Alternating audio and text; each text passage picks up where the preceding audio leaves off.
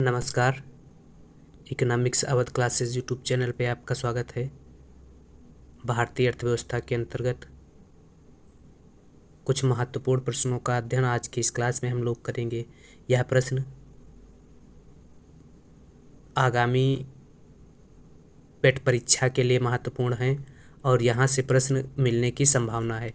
पेट परीक्षा के साथ साथ TGT, PGT, NET, JRF, KVS, NVS, GIC, LT एवं BPSC, TGT, PGT mains exam में यहाँ से प्रश्न मिलने की संभावना है। यह सारे प्रश्न भारतीय अर्थव्यवस्था से लिए गए हैं और इसमें कुछ लेटेस्ट डाटा से संबंधित प्रश्न भी लिए गए हैं। तो आज की क्लास स्टार्ट करते हैं, देखते हैं क्या क्या प्रश्न हैं आज की इस क्लास में। बॉम्बे स्टॉक एक्सचेंज द्वारा सूचकांक यानी सेंसेक्स कब शुरू किया गया? तो बॉम्बे स्टॉक एक्सचेंज द्वारा सूचकांक 1986-87 में शुरू किया गया था। 1986-87 में। बॉम्बे स्टॉक एक्सचेंज कितने शेयरों के मूल्यों पर आधारित है? तो बॉम्बे स्टॉक एक्सचेंज 30 शेयरों के मूल्यों पर आधारित है। इसके अलावा निफ्टी 50 शेयरों के मूल्यों पर आधारित है।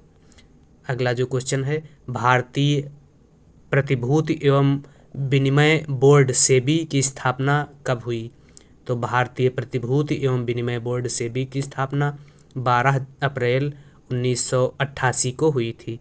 सेबी को संवैधानिक दर्जा किस वर्ष प्रदान किया गया? तो 1992 को सेबी को संवैधानिक दर्जा प्रदान किया गया। डाक सामग्री,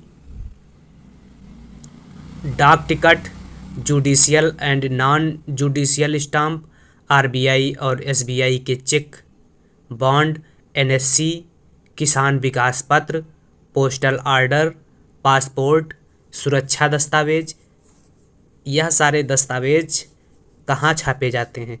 तो यह सारे दस्तावेज इंडिया सिक्योरिटीज प्रेस महाराष्ट्र में छापे जाते हैं। इनमें डाक सामग्री, डाक टिकट, जुडिशियल एवं non judicial stamp paper, RBI और एसबीआई के चेक, एनएससी, किसान विकास पत्र आदि, पासपोर्ट, सुरक्षा दस्तावेज आदि पत्र शामिल किए गए हैं।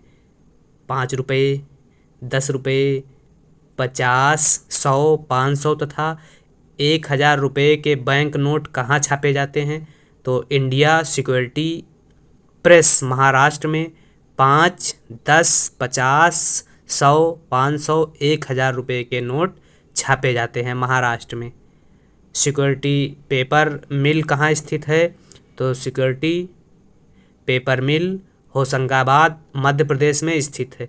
सरकारी टकसालें किन शहरों में हैं? तो मुंबई, कोलकाता, हैदराबाद और नोएडा में सरकारी टकसालें हैं। छठी पंचवर्षीय योजना कब समाप्त कर दी गई? तो 1980 में छठी पंचवर्षीय योजना समाप्त कर दी गई थी। जनता पार्टी द्वारा पेश छठी 5 ईयर प्लान को किस सरकार ने समय से पहले समाप्त कर दिया? तो कांग्रेस ने जनता पार्टी द्वारा पेश की गई छठी पंचवर्षीय योजना, जिसे अनवरत योजना का भी नाम दिया गया, इसे पहले ही समाप्त कर दिया गया था कांग्रेस सरकार द्वारा। और जनता पार्टी ने 5वीं पंचवर्षीय योजना को 1978 में ही समाप्त कर दिया था और 78 से जनता पार्टी ने रोलिंग प्लान या अनवरत योजना को लागू किया था। लेकिन बीच में क्या हुआ, सरकार गिर गई और पुनः कांग्रेस की सरकार बनी। तो कांग्रेस ने जनता सरकार द्वारा लागू की गई रोलिंग योजना को या रोलिंग प्लान को समाप्त करके पुनः पंचवर्षीय योजना लागू की, छठी पंचवर्षीय योजना लागू की गई थी। तो कह सकते हैं छठी पंचवर्षीय योजना 2 बार लागू की गई थी। किस पंचवर्षीय योजना के दौरान रोजगार मापने के लिए मानक व्यक्ति वर्ष को अपनाया गया? तो छठी पंचवर्षीय योजना में रोजगार मापने के लिए मानक व्यक्ति वर्ष को अपनाया गया था। ग्रामीण बेरोजगारी उन्मूलन से संबंधित कार्यक्रम IRDP, NREP, ट्राइसेम ड्वार्क RLEGP किस योजना में लागू किए गए? तो छठी पंचवर्षीय योजना में ये सारे प्रोग्राम लागू किए गए थे। किस योजना को प्रॉस्पेक्टिव प्लानिंग कहा जाता है? तो छठी पंचवर्षीय योजना को प्रॉस्पेक्टिव प्लानिंग कहा जाता है। सातवीं पंचवर्षीय योजना का मुख्य उद्देश्य क्या रहा है? तो आधुनिकीकरण सातवीं पंचवर्षीय योजना का मुख्य उद्देश्य रहा है। सातवीं पंचवर्षीय योजना के अगर समय की बात की जाए तो 1986 से 91 तक सातवीं पंचवर्षीय योजना चली। कौन सी योजना उदारीकृत अर्थव्यवस्था के रूप में वर्णित जॉन डब्ल्यू मुलर मॉडल पर आधारित थी? तो आठवीं पंचवर्षीय योजना जॉन डब्ल्यू मुलर मॉडल पर आधारित थी, जो 1992-97 के बीच में चली थी। भारत में सबसे पहले किस बैंक की स्थापना की गई? तो भारत में सबसे पहले बैंक ऑफ हिंदुस्तान की स्थापना 1770 में हुई थी। बैंक ऑफ हिंदुस्तान की स्थापना 1770 में हुई थी। बैंक ऑफ बंगाल की स्थापना 1806 में हुई। बैंक ऑफ बॉम्बे की स्थापना 1840 में हुई। बैंक ऑफ मद्रास की स्थापना 1843 में हुई। Bank of Bengal, bank of Madras का विलय bank of Bengal, bank of Bombay और बैंक ऑफ मद्रास का विलय करके किस बैंक की स्थापना की गई? तो इन तीनों बैंकों को आपस में मिलाकर 1921 में इंपीरियल बैंक की स्थापना की गई थी। तो इंपीरियल बैंक की स्थापना किस वर्ष की गई थी? तो यह क्वेश्चन पूछा जाता है। 1921 में इंपीरियल बैंक की स्थापना की गई थी। आगे क्या हुआ? इंपीरियल बैंक ऑफ इंडिया का नया नाम क्या दिया गया? तो इंपीरियल बैंक ऑफ इंडिया का नया नाम स्टेट बैंक ऑफ इंडिया रख दिया गया। State bank of India imperial bank का नया नाम है SBI। अगला क्वेश्चन है इलाहाबाद और स्टेट बैंक ऑफ इंडिया की स्थापना कब हुई थी? तो 1955 में स्टेट बैंक ऑफ इंडिया की स्थापना हुई गोरेवाले समिति की अनुशंसा पर। गोरेवाले समिति की अनुशंसा पर इंपीरियल बैंक का राष्ट्रीयकरण करके या इंपीरियल बैंक का नाम बदलकर स्टेट बैंक ऑफ इंडिया कर दिया गया था। इलाहाबाद बैंक की स्थापना कब हुई? तो 1865 में इलाहाबाद बैंक की स्थापना हुई थी। भारतीयों द्वारा संचालित पहला बैंक कौन सा है? अवध कमर्शियल बैंक 1881 भारतीयों द्वारा संचालित पहला बैंक है। पूर्ण रूपेण भारतीयों द्वारा स्थापित पहला बैंक तो पंजाब नेशनल बैंक पूर्ण रूपेण भारतीयों द्वारा स्थापित पहला बैंक है। पंजाब नेशनल बैंक भारतीयों द्वारा स्थापित पहला बैंक है। अगला क्वेश्चन है RBI ने कार्य कब शुरू किया? तो RBI ने 1 अप्रैल 1935 से कार्य करना प्रारंभ किया था। भारतीय बैंकिंग अधिनियम कब पारित किया गया? तो 1949 में भारतीय बैंकिंग अधिनियम पारित किया गया। 6 बड़े बैंकों का राष्ट्रीयकरण कब किया गया? तो 1980 में 6 बड़े बैंकों का राष्ट्रीयकरण किया गया।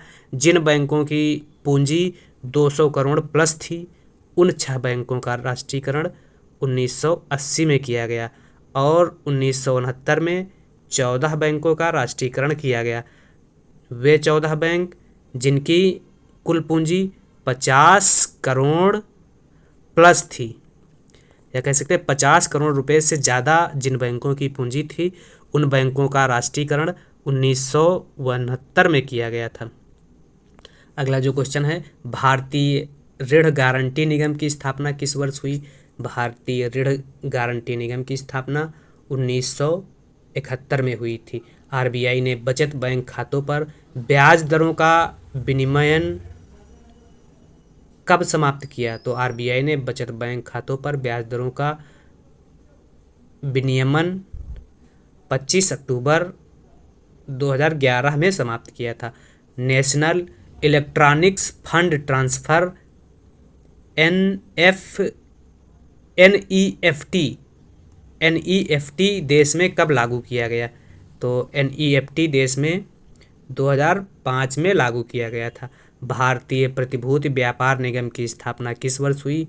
तो 1994 में भारतीय प्रतिभूति व्यापार निगम की स्थापना हुई थी। भारत में सर्वाधिक मात्रा में खाद्यान्न का उत्पादन होता है। किस खाद्यान्न का भारत में सबसे ज़्यादा मात्रा में उत्पादन होता है? तो चावल का भारत में सबसे ज़्यादा मात्रा में उत्पादन होता है। देश में कृषि के अंतर्गत किस तरह के उर्वरकों का सर्वाधिक उपयोग होता है? तो नाइट्रोजनी उर्वरक का कृषि के अंतर्गत सबसे ज़्यादा उपयोग होता है। विश्व में मसालों के सबसे बड़े उत्पादक, उपभोक्ता और निर्यातक होने का गौरव किस देश को प्राप्त है? तो भारत मसालों का उत्पादक, उपभोक्ता और निर्यातक तीनों में अग्रणीय स्थान पर है। उपभोक्ता भी है, उत्पादक भी है और निर्यातक भी है। रबड़ के उत्पादन में भारत का विश्व में कौन सा स्थान है? तो रबड़ के उत्पादन में भारत का विश्व में चौथा स्थान है, फोर्थ। रबड़ की प्रति हेक्टेयर उत्पादक क्षमता में भारत का विश्व में कौन सा स्थान है? तो प्रति हेक्टेयर रबड़ उत्पादन क्षमता में भारत का विश्व में पहला स्थान है। हरित क्रांति से किस फसल के उत्पादन में सबसे अधिक वृद्धि हुई? तो हरित क्रांति में गेहूं के उत्पादन से सबसे अधिक मात्रा में वृद्धि हुई। हरित क्रांति के अगर जनक की बात की जाए तो भारत में हरित क्रांति के जनक डॉक्टर एम.एस. स्वामीनाथन को माना जाता है और अंतर्राष्ट्रीय स्तर पर हरित क्रांति के जनक नॉर्मन डी बोरलॉग को माना जाता है। विलियम गैड ने सर्वप्रथम हरित क्रांति शब्द का सुझाव दिया था। भारत में रबड़ उत्पादन में शीर्ष राज्य कौन सा है? तो भारत में रबड़ उत्पादन में शीर्ष राज्य केरल है और विश्व में रबड़ उत्पादन में शीर्ष देश थाईलैंड में सबसे ज़्यादा रबड़ उत्पादित होती है। सारे देशों में सर्वप्रथम पहले स्थान पर है। मोटे अनाज में कौन कौन से अनाज आते हैं? तो बाजरा, ज्वार, रागी, मक्का, जौ, यह सब मोटे अनाज के अंतर्गत आते हैं। किस वर्ष को अंतर्राष्ट्रीय मोटा अनाज वर्ष घोषित किया गया? तो 2023 को अंतर्राष्ट्रीय मोटा अनाज वर्ष घोषित किया गया। इसे मिलेट वर्ष भी, ईयर भी कहा गया है। ट्रैक्टर्स के उपयोग की दृष्टि से भारत का विश्व में कौन सा स्थान है? तो ट्रैक्टर के उपयोग की दृष्टि से भारत का विश्व में चौथा स्थान है। काली चाय का विश्व में सबसे बड़ा उत्पादक और उपभोक्ता देश कौन सा है? तो काली चाय का विश्व में सबसे बड़ा उत्पादक और उपभोक्ता देश भारत है। भारत का विश्व में दुग्ध उत्पादन में कौन सा स्थान है? तो भारत का विश्व में दुग्ध उत्पादन में प्रथम स्थान है। अगर राज्यों की बात की जाए दुग्ध उत्पादन में प्रथम स्थान पर कौन सा राज्य है? तो राजस्थान दुग्ध उत्पादन में प्रथम स्थान पर है। कुल पशुओं की संख्या की दृष्टि से विश्व में भारत का कौन सा स्थान है? तो सेकेंड नंबर पे कुल पशुओं की संख्या की दृष्टि से भारत का स्थान आता है। कुल पशुओं की संख्या की दृष्टि से विश्व में प्रथम देश ब्राज़ील है। ब्राज़ील क्या है? कुल पशुओं की संख्या की दृष्टि से पहले स्थान पर है। अंडों के उत्पादन में भारत का विश्व में स्थान, तो अंडों के उत्पादन में भारत का विश्व में थर्ड नंबर का स्थान है। विश्व का सबसे बड़ा चमड़ा उत्पादक देश, तो भारत विश्व का सबसे बड़ा चमड़ा उत्पादक देश है। ऑपरेशन फ्लड कार्यक्रम कब हुआ, किससे संबंधित है? तो ऑपरेशन फ्लड कार्यक्रम जो है वह 1969-70 में डॉक्टर वर्गीज कुरियन द्वारा प्रारंभ किया गया था, जो दूध उत्पादन में वृद्धि से संबंध रखता है। तो ऑपरेशन फ्लड 1969-70 में वर्गीज कुरियन द्वारा दुग्ध उत्पादन में वृद्धि करने के लिए प्रारंभ किया गया था। अगला जो क्वेश्चन है, विश्व में समुद्री मत्स्य उत्पादन में भारत का स्थान क्या है? तो भारत का स्थान छठे नंबर का है विश्व में समुद्री मछली उत्पादन में। अंतर्देशीय मछली उत्पादन में भारत का कौन सा स्थान है? तो अंतर्देशीय मछली उत्पादन में भारत का दूसरा स्थान है। मोती देने वाली मछली कहाँ पाई जाती है? तो मन्नार की खाड़ी में मोती देने वाली मछली पाई जाती है। मन्नार की खाड़ी भारत और श्रीलंका के बीच में स्थित है। यह भी क्वेश्चन कभी कभी पूछ लिया जाता है कि मन्नार की खाड़ी किन दो देशों के मध्य स्थित है? तो भारत और श्रीलंका के मध्य में स्थित है। सर्वाधिक समुद्री मछलियाँ किस राज्य में पकड़ी जाती हैं? तो सर्वाधिक समुद्री मछलियाँ जो है गुजरात में पकड़ी जाती हैं। और गुजरात का तट जो है सबसे बड़ा तट है। किस प्रकार का तट है सबसे बड़ा? गुजरात का तट जो है सबसे बड़ा समुद्र तटीय क्षेत्र है, ये वाला क्षेत्र। अगला जो क्वेश्चन है, ताजे पानी की सर्वाधिक मछलियाँ किस राज्य में पकड़ी जाती हैं? तो पश्चिम बंगाल में सर्वाधिक ताजे पानी की मछलियाँ पकड़ी जाती हैं। श्वेत क्रांति का संबंध दुग्ध उत्पादन में वृद्धि से है। पीली क्रांति का संबंध तिलहन उत्पादन में वृद्धि से है। हरित क्रांति का संबंध खाद्यान्न उत्पादन में वृद्धि से है। द्वितीय हरित क्रांति का उत्पादन जैविक खेती के साथ खाद्यान्न उत्पादन में वृद्धि से है। स्वर्ण क्रांति का संबंध बागवानी, शहद और फलों के उत्पादन से है। नीली क्रांति का संबंध मत्स्य पालन से है। भूरी क्रांति का संबंध कॉफी, कोको उत्पादन से है। धूसर ग्रे क्रांति का संबंध उर्वरक उत्पादन से है। रजत क्रांति का संबंध अंडा उत्पादन में वृद्धि से है। कृष्ण क्रांति का संबंध पेट्रोलियम उत्पादन में वृद्धि से है। लाल क्रांति का संबंध टमाटर एवं मांस उत्पादन में वृद्धि से है। गुलाबी क्रांति का संबंध झींगा मछली के उत्पादन में वृद्धि से है। बादामी क्रांति का संबंध मसालों के उत्पादन में वृद्धि से है। इंद्रधनुषी क्रांति का संबंध सभी फसलों के उत्पादन में वृद्धि से है। गोल क्रांति का संबंध आलू उत्पादन में वृद्धि से है। और अमृत क्रांति का संबंध नदी जोड़ो परियोजना से है। यह कुछ महत्वपूर्ण क्रांतियाँ तथा उन क्रांतियों का संबंध किस फसल के उत्पादन से है उनके बारे में जानकारी थी। अगला जो क्वेश्चन है, रुपए का सर्वप्रथम अवमूल्यन कब हुआ? तो 20 सितंबर 1949 को रुपए का सबसे पहले अवमूल्यन किया गया। दूसरी बार रुपए का अवमूल्यन किस वर्ष किया गया? तो दूसरी बार रुपए का अवमूल्यन 1966 में किया गया। तीसरी बार रुपए का अवमूल्यन 1 जुलाई 1991 में किया गया था। रुपए का अवमूल्यन विदेशों में स्थित देशी बैंकों के साथ विदेशी मुद्रा में भारतीय बैंकों द्वारा रखे गए खाते को क्या कहते हैं? तो नोस्ट्रो अकाउंट कहा जाता है ऐसे खाते को।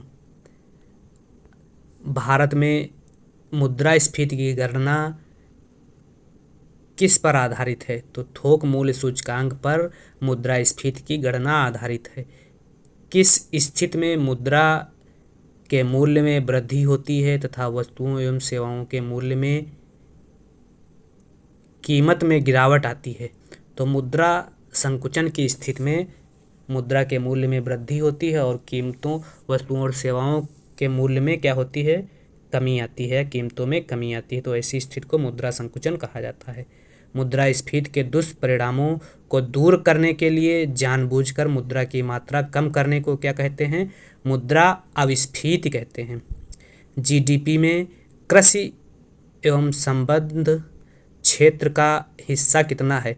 तो जीडीपी में कृषि एवं संबद्ध क्षेत्र का हिस्सा 13.67% है। अगला जो क्वेश्चन है वह है 1950-51 में भारत के सकल घरेलू उत्पाद में कृषि का योगदान कितना था? तो 50-51 में 52.2% कृषि का योगदान था और अब घट के कितना हो गया है? 13.67% हो गया है। अर्थात कहा जा सकता है कि स्वतंत्रता के बाद से कृषि का अर्थव्यवस्था या जीडीपी में योगदान कम हुआ है तथा तृतीय क्षेत्र का अर्थव्यवस्था में योगदान बढ़ा, अर्थात सेवा क्षेत्र का योगदान बढ़ा है। एक यह भी बात कही जा सकती है कि आर्थिक विकास में वृद्धि के साथ साथ अर्थव्यवस्था में प्राथमिक क्षेत्र का योगदान घटता जाता है एवं द्वितीय तथा तृतीय क्षेत्र का योगदान अपेक्षाकृत रूप से बढ़ता जाता है। अगला जो क्वेश्चन है, रबी की फसलों की बुआई कब की जाती है? तो अक्टूबर, नवंबर, दिसंबर में रबी की फसलों की बुआई की जाती है। अब ध्यान से सोच लेने वाली बात है कि अक्टूबर, नवंबर और दिसंबर में कौन कौन सी फसलों की बुआई की जाती है, वही फसलें रबी फसल के अंतर्गत आती हैं। तो यहाँ से क्वेश्चन पूछा जाता है कि कौन सी फसल रबी के अंतर्गत आती है, कौन सी खरीफ, कौन सी जायद के अंतर्गत आती है। तो रबी और खरीफ की फसलें याद रख लीजिए, जायद की याद हो जाएंगी। तो रबी की फसल के अंतर्गत कौन सी फसल अक्टूबर नवंबर में बोई जाती है? इस समय कौन सी फसल बोई जाएगी? अक्टूबर नवंबर का महीना है तो इस समय गेहूं बोया जा रहा है, जौ बोई जाएगी, चना बोया जाएगा, मटर बोई जाएगी, सरसों, आलू, यह सारी फसलें इस समय बोई जाएंगी। तो इन फसलों को रबी की फसल के अंतर्गत रखा जाएगा। इसके अलावा बरसात में कौन सी फसल बोई जाती है? जून और जुलाई में जब बारिश होती है तो उस समय जो फसल बोई जाती है उसको खरीफ की फसल कहा जाता है। तो खरीफ की फसलों के अंतर्गत कौन सी ऐसी फसलें हैं जो बरसात में बोई जाती हैं? ज्वार, बाजरा, मक्का, तिल, मूंगफली, अरहर और धान, इन फसलों को खरीफ की फसल के अंतर्गत रखा जाता है। जायद की फसल के अंतर्गत कौन सी फसलें आती हैं? तो जायद की फसल लास्ट मार्च और अप्रैल महीने में बोई जाती हैं। इसमें तरबूज, खरबूज, ककड़ी आदि फसलें आती हैं। व्यापारिक या नकदी फसलों में कौन सी फसलें होती हैं? तो कपास, गन्ना, तिलहन, चाय, जूट, तंबाकू, यह फसलें व्यापारिक या नकदी फसलों के अंतर्गत आती हैं। अगला क्वेश्चन है, स्फीति किसे कहते हैं? जब समय पर्यंत किसी अर्थव्यवस्था में औसत या सामान्य कीमत स्तर में निरंतर वृद्धि होती है तो उसे स्फीति कहते हैं। स्फीति को तेजी एवं समृद्धि के नाम से भी जाना जाता है। इसी प्रकार से अस्फीति कहते हैं। क्या है स्फीति? जब मुद्रा के मूल्य में क्या होता है? सामान्य कीमत स्तर में निरंतर वृद्धि होती है तो उसे क्या कहेंगे? स्फीति कहेंगे। इसी प्रकार से अस्फीति क्या है? जब समय पर्यंत किसी अर्थव्यवस्था में सामान्य कीमत स्तर में निरंतर गिरावट पाई जाती है तो उसे अस्फीति कहते हैं। अस्फीति को मंदी या मुद्रा संकुचन के नाम से भी जाना जाता है। अपस्फीति, डिसइंफ्लेशन किसे कहते हैं? जब किसी अर्थव्यवस्था में राजकोषीय और मौद्रिक नीति के साथ सरकारी नियंत्रण के साथ स्फीति में जो गिरावट पाई जाती है उसे अपस्फीति कहते हैं। संस्फीति, रिफ्लेशन किसे कहते हैं? पूर्ण रोजगार के पहले समग्र मांग में वृद्धि के कारण कीमत स्तर में जो वृद्धि होती है उसे संस्फीति कहते हैं, संस्फीति कहा जाता है। गतिहीन स्फीति, स्टैगफ्लेशन क्या है? जब किसी अर्थव्यवस्था में मुद्रास्फीति एवं बेरोजगारी साथ साथ पाई जाती है तो उसी या ऐसी स्थिति को गतिहीन स्फीति कहा जाता है। 2023 तक भारत में महारत्न कंपनियों की संख्या कितनी थी? तो 2023 तक महारत्न कंपनियों की संख्या 12 थी और 2023 तक नवरत्न कंपनियों की संख्या कितनी है? तो 2023 तक नवरत्न कंपनियों की संख्या 13 है। महारत्न 12, नवरत्न 13 और मिनी रत्न 62 हैं। तो यह याद रखने वाली चीज़ें हैं कि महारत्न कंपनियां कितनी हैं? 12 महारत्न कंपनियां हैं, नवरत्न कंपनियां 13 हैं और मिनी रत्न कंपनियां 62 हैं। महारत्न 12, नवरत्न 13 और मिनी रत्न 62, नवरत्न 13। 12वीं पंचवर्षीय योजना का समय? तो 12वीं पंचवर्षीय योजना काल के इतिहास में अंतिम पंचवर्षीय योजना थी जिसका जो समय था 2012 से 17 के बीच में था और 2017 में 12वीं पंचवर्षीय योजना समाप्त हो गई और अब नीति आयोग दीर्घकालिक योजनाओं के साथ कार्य कर रहा है जो त्रिवर्षीय, सप्तवर्षीय और 15 वर्षीय योजना के आधार पर आर्थिक विकास को आयाम दे रहा है। मतलब दीर्घकालीन विकास को दृष्टि में रखते हुए योजनाओं का क्रियान्वयन किया जा रहा है। 15वें वित्त आयोग के अध्यक्ष कौन थे? तो 15वें वित्त आयोग के अध्यक्ष NK सिंह थे और 2021 से 26 के बीच 15वें वित्त आयोग का समय है। एशियाई विकास बैंक का मुख्यालय कहाँ है? एशियाई विकास बैंक का मुख्यालय मनीला में है। फिलीपींस की राजधानी मनीला में है। विश्व व्यापार संगठन WTO की स्थापना किस वर्ष हुई? तो 1 जनवरी 1995 को WTO की स्थापना हुई थी। ISI मार्क किन उत्पादों को प्रदान किया जाता है? औद्योगिक उत्पादन को ISI मार्क प्रदान किया जाता है। ISI मार्क का प्रारंभ 1995 से किया गया था। एक मार्क किन उत्पादों पर लगाया जाता है? तो खाद्य कृषि उत्पादों पर एक मार्क लगाया जाता है और एक मार्क का प्रचलन या प्रारंभ 1986 से किया गया था। इको मार्क किन उत्पादों पर लगाया जाता है? तो पर्यावरण अनुकूल उत्पादों पर इको मार्क लगाया जाता है और इको मार्क 1991 से इको मार्क चालू किया गया था। सार्वजनिक क्षेत्र के बैंकों की संख्या कितनी है? तो 12 सार्वजनिक क्षेत्र के बैंकों की संख्या है 12। अगला क्वेश्चन है, निजी क्षेत्र के बैंकों की संख्या कितनी है? तो निजी क्षेत्र के बैंकों की संख्या 22 है। 22 निजी क्षेत्र के बैंक हैं। क्षेत्रीय ग्रामीण बैंकों की संख्या कितनी है? 43 क्षेत्रीय ग्रामीण बैंक हैं। अंतर्राष्ट्रीय मुद्रा कोष IMF की प्रबंध निदेशक हैं तो क्रिस्टीना जॉर्जिवा IMF की प्रबंध निदेशक हैं। विश्व बैंक का अध्यक्ष किसे चुना गया? वर्तमान में विश्व बैंक के जो अध्यक्ष हैं भारतीय मूल के निवासी अजय बंगा हैं और अजय बंगा ने डेविड मालपास का स्थान लिया है। वर्तमान में सेबी के अध्यक्ष कौन हैं? तो माधवी पुरी बुच सेबी की अध्यक्ष हैं। माधवी पुरी बुच जो हैं सेबी की अध्यक्ष हैं। वर्तमान में डब्ल्यूटीओ की महानिदेशक कौन है? तो नोंजी ओकोंजो इवेला डब्ल्यूटीओ की महानिदेशक हैं, जो अफ्रीकी नाइजीरियाई देश की पहली डब्ल्यूटीओ महिला महानिदेशक हैं। वर्तमान में राष्ट्रीय हरित प्राधिकरण के अध्यक्ष कौन हैं? तो न्यायमूर्ति प्रकाश श्रीवास्तव हरित प्राधिकरण राष्ट्रीय हरित प्राधिकरण के अध्यक्ष हैं। भारत में सौर ऊर्जा से संचालित प्रथम गांव कौन सा है? तो मोढेरा गुजरात में स्थित सौर ऊर्जा से संचालित प्रथम गांव है। भारत में सबसे बड़ा तैरता हुआ सौर ऊर्जा संयंत्र कहाँ स्थापित है? तो रामाकुंडम में। रामाकुंडम कहाँ है? तेलंगाना में है। यहाँ पर भारत का सबसे बड़ा तैरता सौर ऊर्जा स्थापित है। विश्व का सबसे बड़ा सोलर पार्क किस राज्य में है? तो राजस्थान के जोधपुर में भडला सोलर पार्क विश्व का सबसे बड़ा सोलर पार्क है। विद्युत उत्पादन क्षमता में अगर योगदान की बात की जाए तो तापीय ऊर्जा का योगदान सबसे ज़्यादा 62.10% है। सबसे ज़्यादा योगदान तापीय ऊर्जा का है। तापीय ऊर्जा में लिग्नाइट का योगदान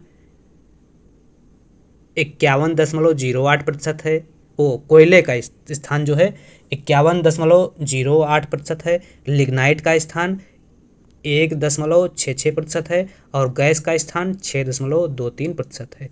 तो तापीय ऊर्जा सबसे ज़्यादा विद्युत उत्पादन में अपना योगदान दे रही है और तापीय ऊर्जा में सबसे ज़्यादा योगदान कोयले का है, जो 51.08% के साथ प्रथम स्थान पर है।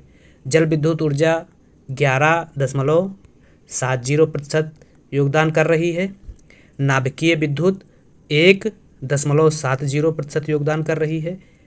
नवीकरणीय ऊर्जा का योगदान विद्युत उत्पादन क्षमता में 27.5% है। 27.5% में सौर ऊर्जा का योगदान 13.52% है।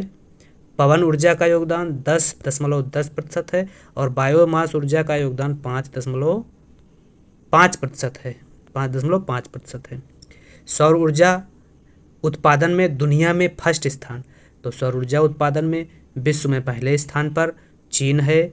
भारत का स्थान चौथा है और सौर ऊर्जा उत्पादन में भारत में प्रथम स्थान किस राज्य का है?